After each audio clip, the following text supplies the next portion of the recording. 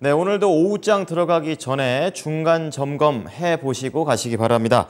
자, 증권사 실전투자대회 우승 강한 녀석들 2기 우승자 신상원 전문가입니다.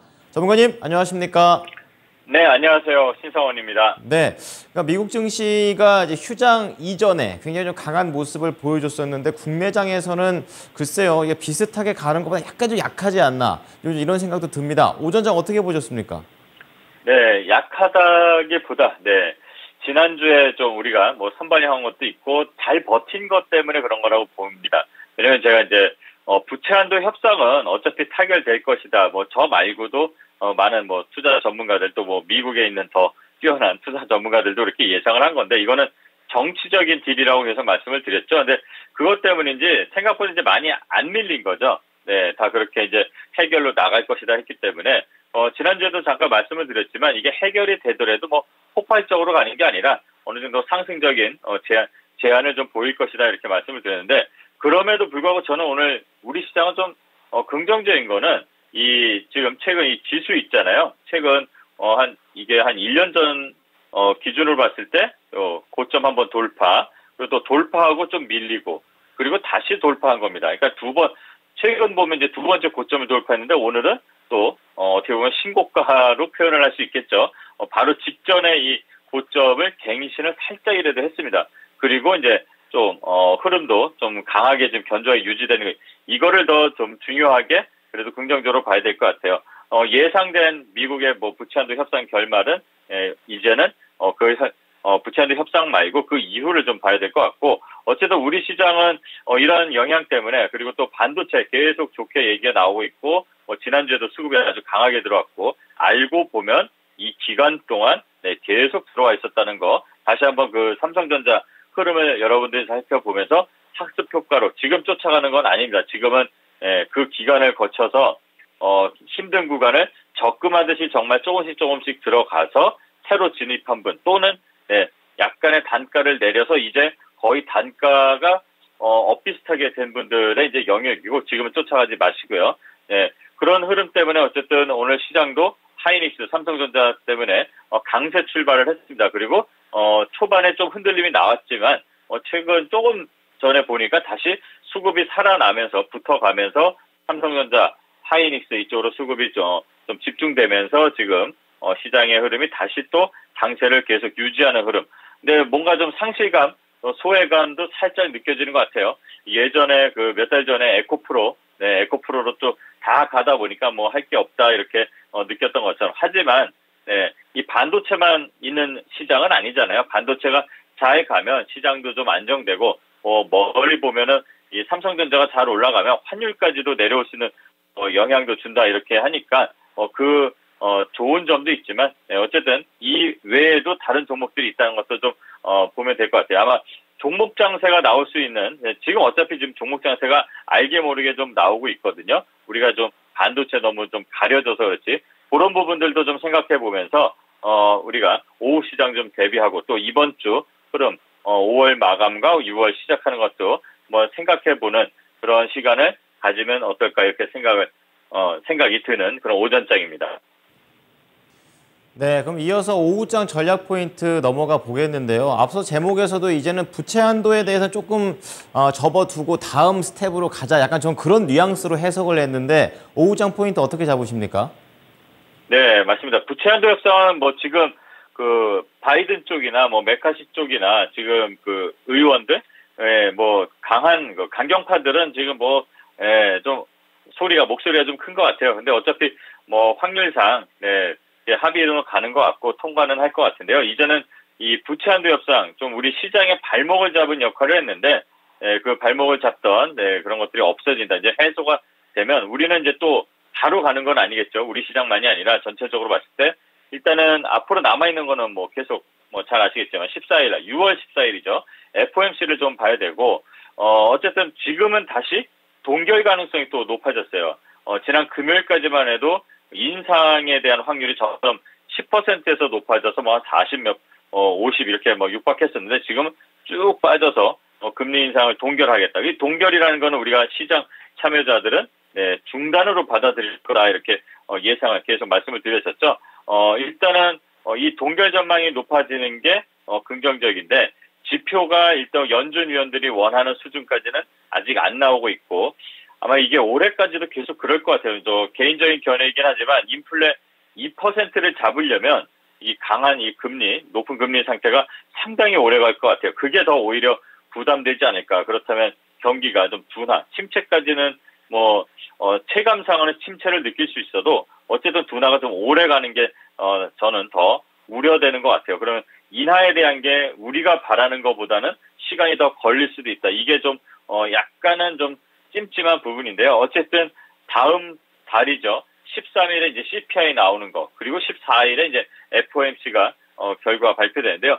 그거를 좀 보면서 또 앞으로 6월만이 아니라 이제 7월 이후 3분기, 그러니까 하반기죠. 하반기까지도 좀 관심 있게 그런 흐름들도 체크해 봐야 될 것 같습니다. 그리고 우리 시장에서 보면 뭐니 해도 일단은 개별 종목들이 좀 움직임들이 나오는 그런 요소들, 그런 좀 동기부여가 될, 모멘텀이 될 수 있는 것들이 좀 많이 생깁니다. 이제 순방 일정 다 마치고 왔기 때문에 대통령, 그러니까 정책 관련해서 좀 다시 드라이브를 걸어야 되겠죠. 지금 금요일하고 오늘도 좀 보면은 디지털 플랫폼 관련 그런 얘기들이 좀 나오니까 또 관련주들이 막 산발적으로 막 튀었다 들었다 막 이런 흐름들이 나옵니다. 개별주들은 아직 살아있다. 그래서 종목들을 좀 살펴봐야 되는데 뭐니 해도 지금 시장의 중심이 되는 건 반도체라고 다들 알고 있잖아요. 그래서 잘 보면 6월 초에 이번 주에 6월 초가 되겠죠. 반도체 경쟁력 강화 관련해서 국가전략회의 대통령이 주재를 직접 하신다고 합니다. 그래서 지금 보면은 삼성전자, 하이닉스 요거 말고도 소부장 관련된 종목들 얼마 전에 여기서 소개시켜드렸던 종목들 중에서도 지금도 오늘도 시세는 좋았습니다.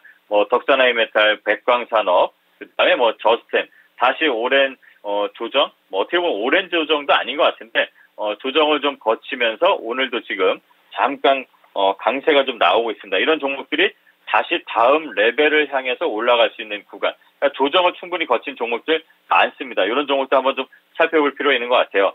한미반도체 같은 경우는 지금 너무 높은 자리, 그리고 단기간에 올랐기 때문에 이제 차익 매물도 좀 나오는 것 같은데 그 외에 삼성이 이제 지분 투자한 종목들이 있습니다. 대표적으로 제가 지금 생각나는 종목 보면은 YIK라든가 이런 종목들, 얘네들은 지금 조정 기간 충분히 이 정책 발표한 이후에 물량 소화, 기간 조정 다 하고 지금 다시 한번 또 올라갈 준비를 하려고 준비를 하는 모습이 이렇게 보여집니다.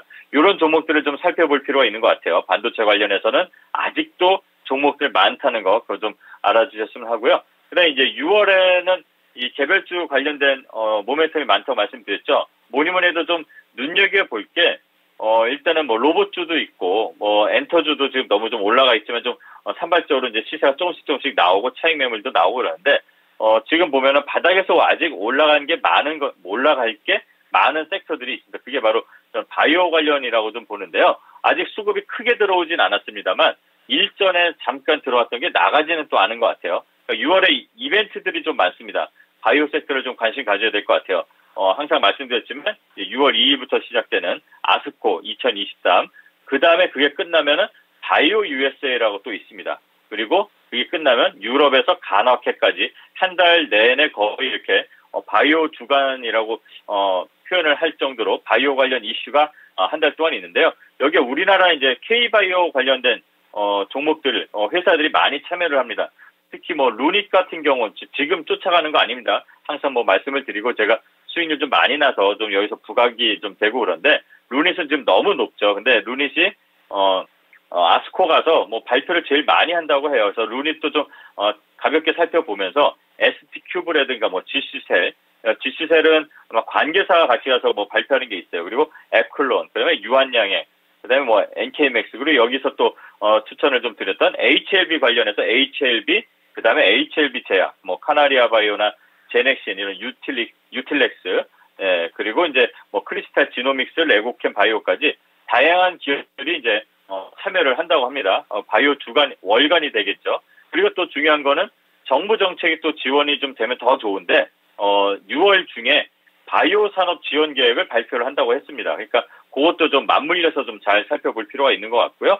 그다음에 또 참고로 볼 게 대통령이 미국에 방문해서 그 MOU를 맺은 게 한 50개 정도가 돼요. 그런데 그 중에 한 23개인가 4개가 23개인 것 같아요. 바이오 기업이라고 합니다. 그러니까 바이오 관련해서도 좀 관심은 계속 둬야 되지 않을까 그런 차원에서 6월 달에는 바이오 관련 계속 한번 흐름을 잘 봐야 될 것 같고요. 또 6월 달에 우리나라에 좀 방한을 하는 그런 인사들이 좀 있습니다. 일본의 전 총리도 방한하고 그러는데 일단 돈과 좀 민감하게 반응되는 거는 카타르 에너지 장관이 5월 31일 방한하는 거 와서 경제협력 방안에 관련돼서 이제 좀 논의를 한다고 합니다. 그리고 15일 날은 이제 통상산업 장관이 이제 방한을 한대요. 그래서 관련돼서 논의할 얘기들이 뉴스 플로에 나온 것들은 LNG 운반선 수주 관련된 것들, 그리고 그린 수소, 그리고 의료 관련, 이것도 바이오가 될 수가 있겠죠. 그리고 재생에너지 등이 이제 논의될 예정이라고 합니다. 그래서 이런 것들 해외에서 오는 우리나라에 좀 투자하는 그런 좀 역할들을 많이 하는 그런 나라에서 오는 인사들, 그런 것도 좀 일정을 좀 보면서 체크할 필요가 있는 그런 6월 달이 되니까요. 그 6월까지 생각을 하면서 식사도 맛있게 하고 오후 시장 준비하면 될 것 같습니다. 네. 오후장 포인트를 말씀해 주시니까 앞서서는 뭐 반도체 중에서 고를 거 없을까 이 생각만 하고 있다가 굉장히 여러 가지 힌트들이 있구나라는 생각을 하게 됩니다. 자, 그럼 추천주 들어가 보겠습니다. 어디서 고르셨습니까? 네, 제가 지난주에 잠깐 말씀드렸어요. 이제 반도체 말고도 IT 부품주들도 좀 관심 있게 봐야 되는데 지금 시장에서 좀 관심 있게 우리가 지난해 그 스마트폰 실적들이 대부분 안 좋았어요. 애플도 그렇고 삼성도 그렇고 기대보다 안 좋았습니다. 그래서 아마 신제품을 좀 빨리 내놓을 수도 있다는 얘기들도 나오고 있습니다. 또 애플은 항상 루머를 갖고 있는데 저는 삼성 쪽에서 좀 새롭게 스마트폰이 어떻게 보면 좀 정체돼 있잖아요. 고급폰 전략을 하고 있는 게 이제 폴더블 폰인데 폴더블 폰 관련해서 이제 말씀을 한번 드렸었습니다. 그래서 폴더블 폰 부품 관련된 파이넴텍이라는 종목을 갖고 왔습니다. 특히 이 파이넴텍을 보실 때는요, KH 바텍이나 세경 하이테크, 노바텍 이렇게 좀 관련된 종목들 같이 움직임을 좀 봐야 되는데 이제 파이넴텍은 인적 분할한 후에 물량 소화 과정 다 거치고 최근에 CB 물량이나 이런 것들도 다 지금 BW 물량도 소화하면서 계속 일정된 구간에 지금 머무르고 있습니다. 그리고 실적도 당연히 좋죠. 네, 그리고 이 스마트폰 관련해서 이 폴더블 폰이 작년에 1,400만 대가 팔렸다고 합니다. 그리고 올해는 예상이 2,100만 대인데 이 시장의 76%가 삼성전자입니다. 작년에. 네, 그리고 이 스마트폰 시장에서 이 폴더블이 차지하는 이 비중은 아직 5%가 안 돼요. 삼성전자에서는 25년도까지 거의 한 40%까지 확장을 시키겠다 하는데 지금 구글 픽셀 폴더도 이제 곧 나오고 모토로라에서도 이제 나오고 작년과 올해 합쳐서 폴더블 모델들이 중국 회사까지 19개였는데 올해 37개로 늘어난다고 합니다. 그러니까 이렇게 이제 시장이 조금씩 큰 시장에서 작은 카테고리가 만들어지는 건데 이 분야를 좀 선도해 나가는 게 이제 삼성전자잖아요. 또 삼성전자하고 또 밀접하게 이제 부품을 납품해서 하는 회사가 또 그 중에 하나가 파이넴텍입니다. 이 회사는 이제 내장 힌지를 만드는 회사인데요. 외장 힌지는 이제 KH바텍이 한데 이 파이넴텍도 외장 힌지까지도 진출할 수 있고 중국 시장도 또 넓어지니까 또 나중에 이게 이원화되는 삼성하고 독점을 할지 그 독점을 벗어나서 또 성장을 더 확장을 할지는 알 수 없지만 아마 예상은 그런 쪽으로 가는 것 같아요. 그래서 실적도 기대가 되고요. 올해 예상 실적이 한 4,500억 이렇게 예상되는데 그 실적 기반에서 이 주가를 좀 예상하면은 교과서인 거지만 최소한 17,000원, 18,000원까지도 전망이 가능하다고 합니다. 하지만 지금은 10,000원 언저리에서 놀고 있으니까 지금은 그 멀리 본다기보다 일단은 1차 목표를 설정을 하면서 대응하면 될 것 같은데 지금 구간 10,000원 언저리에서 한 9,600원까지 밑으로 요 양보까지 천천히 나눠서 진입하면 될 것 같고 손절가는 8,800원. 일단 1차 목표가는 12,500원 설정하고 그거를 돌파하면은 다른 종목들 대응한 것처럼 차근차근 높여서 정말 예상대로 17,000원, 18,000원 갈지 같이 대응해 보면 될 것 같습니다. 네, 폴더블 내장 힌지 관련된 종목 파이넴텍 잘 보겠습니다. 감사합니다. 네, 감사합니다. 신상원이었습니다. 네, 지금까지 투자 판단에 도움이 될 수 있는 정보를 제공해 드렸습니다. 하지만 특정 종목의 상승과 하락을 보장하지는 않으니까요. 참고해 주시기 바랍니다. 오후장도 힘내십시오. 고맙습니다.